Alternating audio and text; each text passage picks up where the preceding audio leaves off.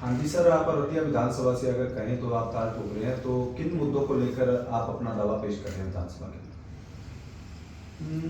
रतिया के बहुत से मुद्दे हैं, जैसे बेरोजगारी का मुद्दा, अनएम्प्लॉयमेंट का मुद्दा, क्योंकि बहुत से नौजवान वो बिना जॉब के, बिना नौकरी के घूम रहे हैं, क्योंकि नौकरी ना होने के कारण ही जो क्राइम हैं वो बढ़ रहे हैं। जैसे कि आपने कुछ दिन पहले ही देखा, जो रतिया का न्यू टाउन है उसमें भी कई वारदातें हुई। और जो बेरोजगारी है इसको मिटाना बहुत ही ज़रूरी है, और जो अनएम्प्लॉयमेंट के ऊपर भी मैं पूरा फोकस करूँगा। और इसके बावजूद हमारे यहाँ पर बहुत से मुद्दे हैं, और जो नशे का एक हॉट मुद्दा है, एक हॉट इशू है। यदि हम नशे के ऊपर काम करते हैं तो जो बहुत सी समस्याओं का हल हो जाता है। इसलिए जो हमारे एरिए में, हमारे इलाके में, रतिया के आसपास के एरिए में, या यूँ कहें कि हमारे भारत में जो नशा है उसको हम पूरी तरह से फोकस करेंगे, और एक प्लान के साथ, एक विजन के साथ उसको रोकने की पूरी कोशिश करेंगे। और युवाओं को भी हम प्रेरित करेंगे कि उन्हें जो नशे से दूर रहना चाहिए। यदि वो नशे से दूर रहते हैं तो ही वो एक अच्छा विजन लेकर अपने जीवन में अपना जो कोई भी मुकाम है वो पूरा कर सकते हैं। सर, रतिया विधानसभा की अगर बात करें तो आपने काफ़ी समाज सेवा के भी काम किए हुए हैं और काफ़ी समाज के लोग भी आपके साथ जुड़े हुए हैं। तो उन लोगों के साथ जैसे आपने बर्ताव किया हुआ है, तो वो लोग भी आपकी सपोर्ट कर रहे होंगे?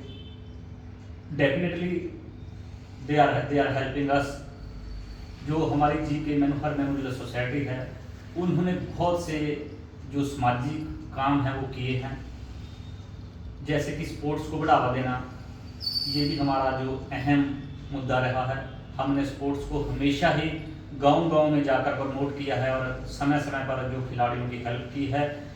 और इसके साथ साथ जो हमने जो महिलाओं के लिए, बहनों के लिए, बेटियों के लिए भी एक प्लान के साथ हमने वर्क किया है, हमने काम किया है, ताकि वो कोई ना कोई जो रोज़गार है वो चला सकें, और उनमें जो एक स्किल है वो डेवलप हो सके।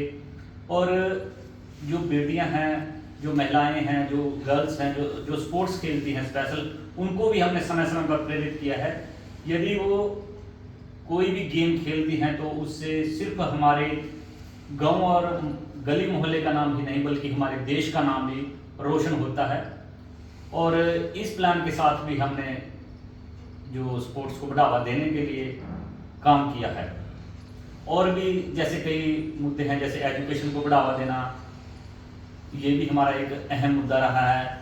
और जो एजुकेशन के लिए हमने बहुत से कैंप लगाए, ताकि हमारे एरिया में जो एजुकेशन है वो अधिक से अधिक जो फैल सके और अधिक उसको बढ़ावा मिल सके। और सर, बीमारियों को लेकर अगर बात की जाए तो स्वास्थ्य सेवा संबंधित भी आपने कोई जो हेल्थ है, ये बहुत ही एक जरूरी मुद्दा है, क्योंकि अगर हमारा हेल्थ ही नहीं है तो, जैसे हमारे एक जो बुजुर्गों की कहावत भी है, हेल्थ इज वेल्थ। क्योंकि जो हेल्थ है वो ही हमारा जो फर्स्ट प्रायोरिटी होनी चाहिए। क्योंकि यदि हमारा शरीर मानसिक रूप से पूरी तरह से वो स्वस्थ है तो हम एक अच्छा सोच सकते हैं, और एक अच्छे काम में वो जो हमारी सोच है वो हम लगा सकते हैं। इसलिए मैं जो हेल्थ को भी जो प्रायोरिटी पर रखूँगा, कि जो हमारी हेल्थ या हेल्थ के जो हम बहुत से जो कैंप लगाएंगे।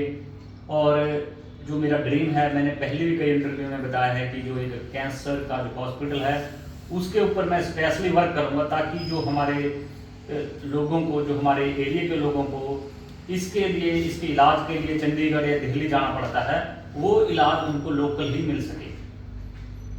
तो सर, रतिया की जनता से क्या अपील करना चाहिए?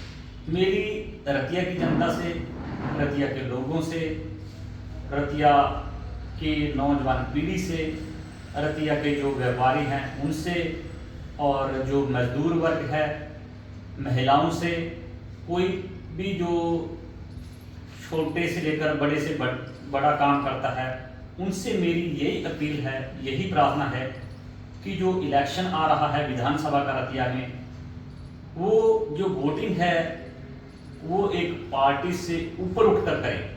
वो एक कैंडिडेट की सिलेक्शन करें, वो एक कैंडिडेट को देखें कि जो हमारे जो कैंडिडेट है उसने पहले जो हमारे सोशल वेलफेयर के लिए या सामाजिक कल्याण के लिए कितने काम किए हैं, या उसका क्या करैक्टर है, उसका जो बात करने का क्या ढंग है, इन चीज़ों को देखते हुए ही जो हमारा एक लोकल कैंडिडेट है उसको वो अधिक से अधिक वोट करें।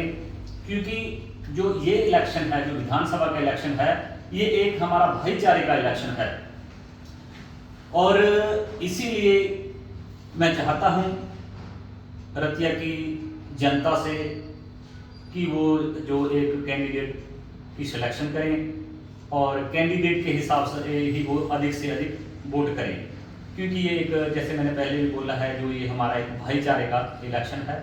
इसीलिए रतिया की जनता से मेरी अपील है, मेरी प्रार्थना है, मेरी रिक्वेस्ट है कि वो अधिक से अधिक आने वाले समय में इन्हीं चीज़ों को देख के वो वोट करें। क्योंकि अगर कोई बाहर से कोई कैंडिडेट आता है और उसको जो मिलना है आम लोगों को बड़ा मुश्किल हो जाता है। क्योंकि अगर हम हमारे एरिया से किसी को बाहर मिलने जाते हैं तो उसमें जो हमारे टाइम की भी बर्बादी होती है और हमारे पैसे की भी बर्बादी होती है, और कई बार वो मिलना भी जैसे बहुत ही जो कठिन हो जाता है।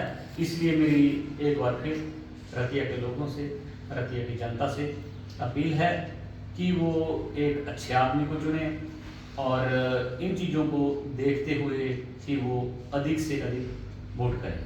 और जो रतिया की जनता से, रतिया के लोगों से मेरी ये भी अपील है कि हम आपके सहयोग से, आपके समर्थन से, जनता के जनार्दन से जो विधानसभा का इलेक्शन जीतने जा रहे हैं, कि वो हमें अधिक से अधिक वोटों से जीत दिलाएं। यही आप सभी से मेरी रिक्वेस्ट है, प्रार्थना है। इन्हीं शब्दों के साथ आप सभी का बहुत बहुत आभार। जय हिंद, जय भारत।